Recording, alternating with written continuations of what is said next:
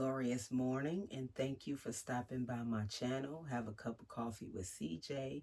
In today's segment, I want to give tribute to my father because today happens to be his birthday and Father's Day, which is not rare. It has happened before, but today, those days when they both fall on the same day is a little harder. And I have to tell you, my dad has been dead for 30 years and it still don't hurt any less. When the time comes around, you just learn how to deal with it. But to give you a little bit of knowledge about my father from my perspective, he was a top tier alpha male. And you say, what is a top tier alpha male? That is the man who take care of his family well.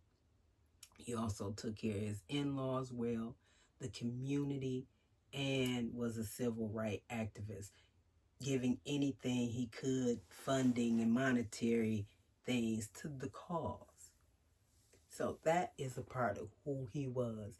And most people think because he did sell drugs that didn't make him an entrepreneur. But that is the farthest thing from the truth. Whether you agree with how he made a partial living or not, that is on you, because he had so much more to him than just selling drugs. He had real estate and many other projects going on. And in order to do that, first of all, you have to be able to pay for the bag, maintain the bag, profit from the bag, and keep your people together and pay them and do them right. He checked off all the boxes, which puts him at a top tier male, alpha male at that. But anyway, I would like to show y'all some pictures, and I told you I was sentimental and keep things. But the sad thing about this is that the pictures that I got of him are pictures of when he was locked up. We had so many pictures, photo album books, but let me tell you a true story. The police came into our apartment one time because drug selling they thought was going on and started busting the place. They could never come in and catch anything. So they went into more than one apartment. And when they got to my apartment, they saw photo albums. Now they already knew it was my apartment because people was telling.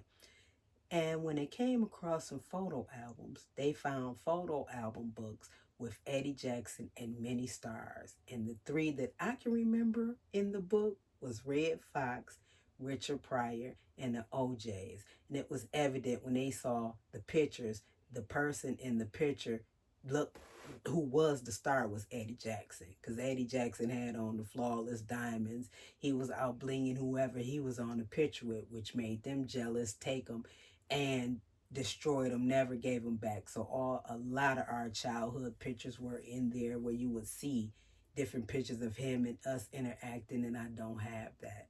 And it saddens me because that means a lot more than anything when you don't have the person with you and you can look back at a picture. But anyway, I don't want to get off into that because I didn't think I would be sentimental this morning.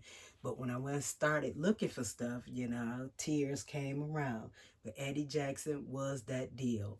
And you can hear his stories on my brother's channel at Eddie Jackson Jr. Real True Street Crimes on YouTube as well. He'll give you those type of insights. But me as a kid, I want to show you the last few pictures that my dad sent me.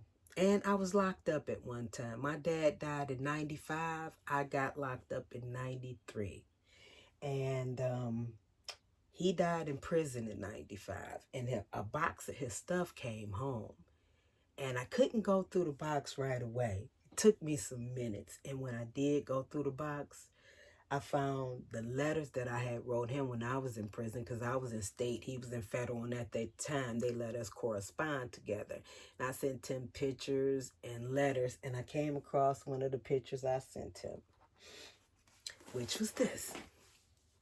This is a picture of me locked up.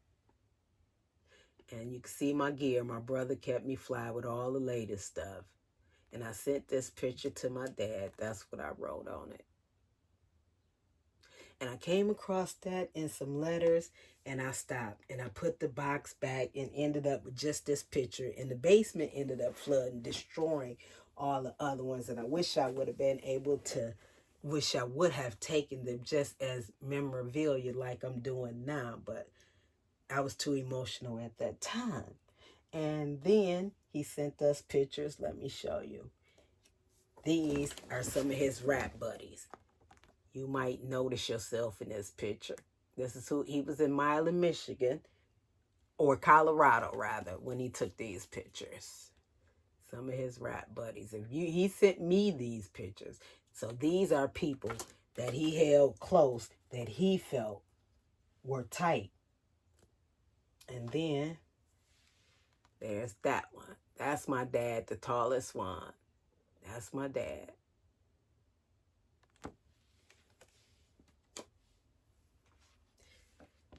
And that's my dad squatting in the front.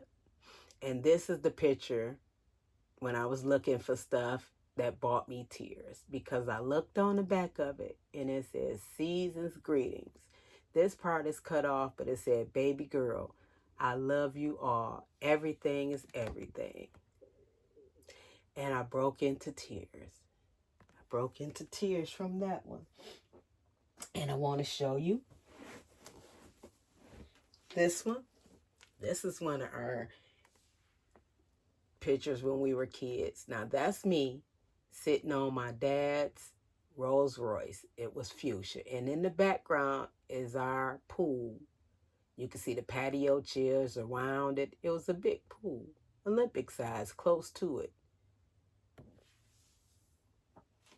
And this picture right here, when I was telling y'all about the colors we were supposed to wear, that's me next to my brother, and my mom is next to Diane, which was his baby's mother, which is next to me.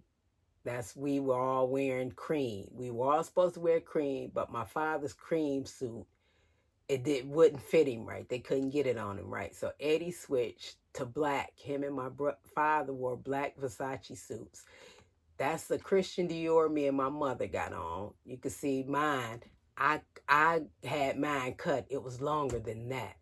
And if you could see, this is when I told you I had the shoes, got the Versace shoes. Now, I got them from the Broadway. And check it out. Look at what the price was back then for those. And I still have them. 1995. 1995. I showed them to you before. But anyway, that goes to show you.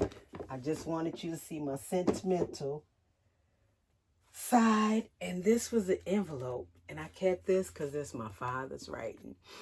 This was the last Christmas card envelope that he sent. I had the Easter one before he died, because he died on Easter in 95 up in there.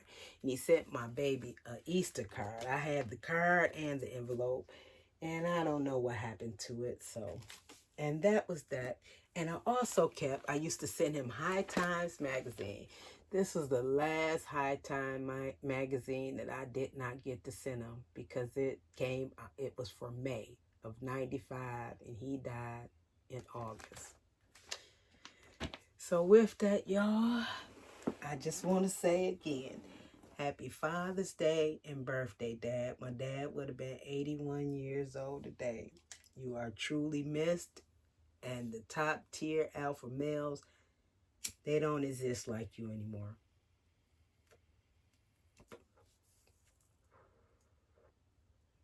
A salute to Eddie Jackson, the greatest one I know that walked the walk and talked the talk. Have a happy Father's Day to the rest of you fathers, and peace.